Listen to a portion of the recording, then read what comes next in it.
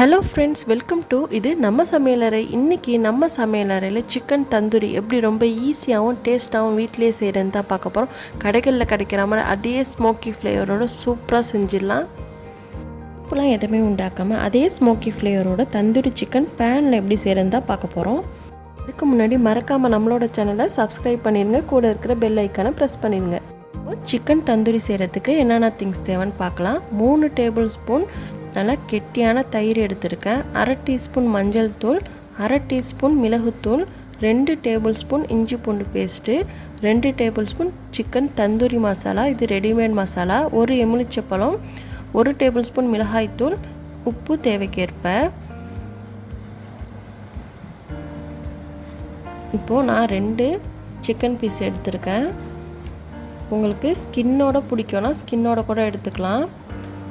இந்த மாதிரி சிக்கன் பீஸில் வந்து எல்லா சைடும் கட் பண்ணிக்கோங்க, அப்போ தான் மசாலாலாம் நல்லா இதில் சேரும்.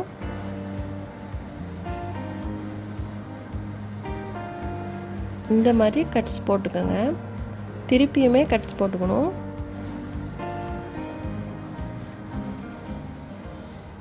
இப்போது கொஞ்சம் ஒரு அகலமான பாத்திரத்தில் நம்ம எடுத்து வச்சுருக்க எல்லா திங்ஸையும் சேர்த்துடலாம்.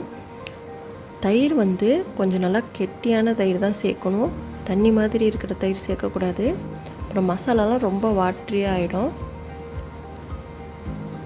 நம்ம எடுத்து வச்சுருக்க எல்லா திங்ஸையும் 1 by 1 இதில் ஆட் பண்ணிக்கலாம். இதுக்கு தேவையான அளவு சால்ட்டு சேர்த்துக்கிறேன். சால்ட்டு கவனமாக சேர்க்கணும், தந்தூரி மசாலாலேயும் சால்ட்டு இருக்கும், அதனால் சால்ட்டு குறைவாகவே சேர்த்துக்கோங்க. இதோட லெமன் சேர்த்துட்டு இதை நல்லா ஈவனாக மிக்ஸ் பண்ணி விட்டுடணும். எல்லா மசாலாவும் ஒன்றா கோட்டாகிற மாதிரி நல்லா மிக்ஸ் பண்ணி விடணும். இப்போது நல்லா மிக்ஸ் பண்ணியாச்சு. இதில் சிக்கன் ஆட் பண்ணிடுறேன்.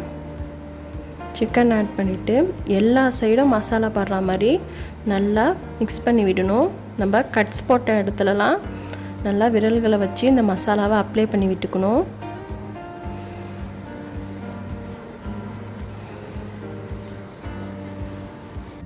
மசாலாலாம் நல்லா அப்ளை பண்ணதுக்கப்புறமா 3லேருந்து 4 மணி நேரம் ஃப்ரிட்ஜில் வச்சு எடுத்துக்கோங்க. ஃப்ரீசரில் இல்லை, ஃப்ரிட்ஜில் வச்சு எடுத்துக்கணும்.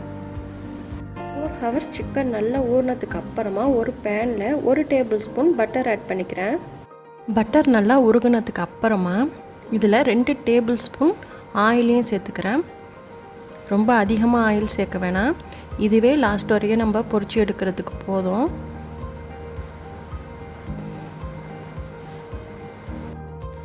ஆயில் நல்லா ஹீட் ஆனதுக்கு அப்புறமா சிக்கனை இதில் சேர்த்துட்றேன்.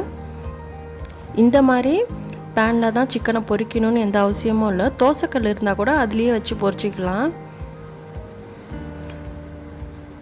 சிக்கனை சேர்த்ததுக்கு அப்புறமா 10 மினிட்ஸ் இதை டிஸ்டர்ப் பண்ண வேணாம், அடுப்பை சிம்மில் வச்சுட்டு இதை அப்படியே பொரியட்டும்.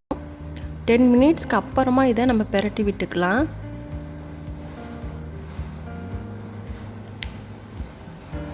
10 மினிட்ஸ்க்கு அப்புறமா சிக்கனை பெரட்டி விட்டுக்கிறேன். சிம்மில் வச்சு தான் வேக வைக்கணும்.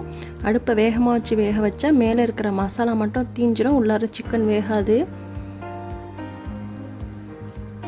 கொஞ்சம் கேர்ஃபுல்லாக பண்ணுங்கள், அடிக்கடி சிக்கனை திருப்பி திருப்பி விடக்கூடாது.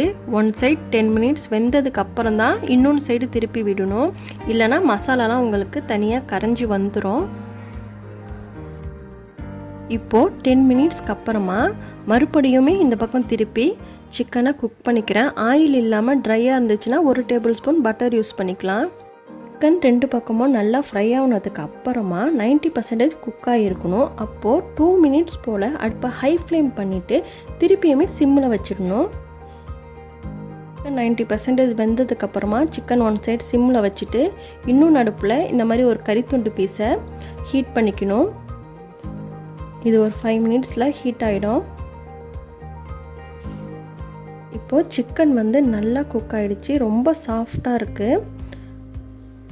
இப்போது ஸ்டவ் ஆஃப் பண்ணிவிட்டு நம்ம ஒன் சைடு ஹீட் பண்ணி வச்சுருந்த அந்த கறி துண்டும் நல்லா ஹீட் ஆகிடுச்சு. இந்த மாதிரி ஒரு சின்ன கிண்ணத்தை சிக்கன் நடுவில் வச்சுட்டு அந்த கறி துண்டை இந்த பவுலில் ட்ரான்ஸ்ஃபர் பண்ணிக்கிறேன். கொஞ்சம் கேர்ஃபுல்லாக பண்ணணும். இப்போது இந்த கறி துண்டு மேலே 1 டேபிள் ஸ்பூன் ஆயில் இல்லைன்னா பட்டர் யூஸ் பண்ணிக்கோங்க. இதை சேர்த்துட்டு நம்ம ஒரு லிட் போட்டு இதை க்ளோஸ் பண்ணிடணும். ஒரு 5 மினிட்ஸ் இல்லைனா 10 மினிட்ஸ் இது அப்படியே இருக்கட்டும். இதை எதுவுமே டிஸ்டர்ப் பண்ணக்கூடாது. இப்போது கரெக்டாக நான் 10 மினிட்ஸ்க்கு அப்புறமா இதை ஓப்பன் பண்ணுறேன். பாருங்கள், ரொம்ப சூப்பராக ஸ்மோக்கி ஃப்ளேவரோட சிக்கன் தந்தூரி வீட்டிலே தவாலே சூப்பராக ரெடி பண்ணியாச்சு. அவ்வளோதாங்க, சிக்கன் தந்தூரி கடைகளில் கிடைக்கிற மாதிரி அதே டேஸ்ட்டோட வீட்டிலே ரொம்ப சூப்பராக ரெடி பண்ணியாச்சு. நெருப்புலாம் எதையுமே உண்டாக்காமல் ஸ்மோக்கி ஃப்ளேவரோட ரொம்ப ரொம்ப சூப்பராக இருந்துச்சு. கண்டிப்பாக உங்கள் வீட்லேயும் ட்ரை பண்ணி பாருங்கள். அதுக்கு முன்னாடி நம்மளோட சேனலை சப்ஸ்கிரைப் பண்ணிடுங்க. கூட இருக்கிற பெல் ஐக்கானையும் ப்ரெஸ் பண்ணிடுங்க. தேங்க்யூ.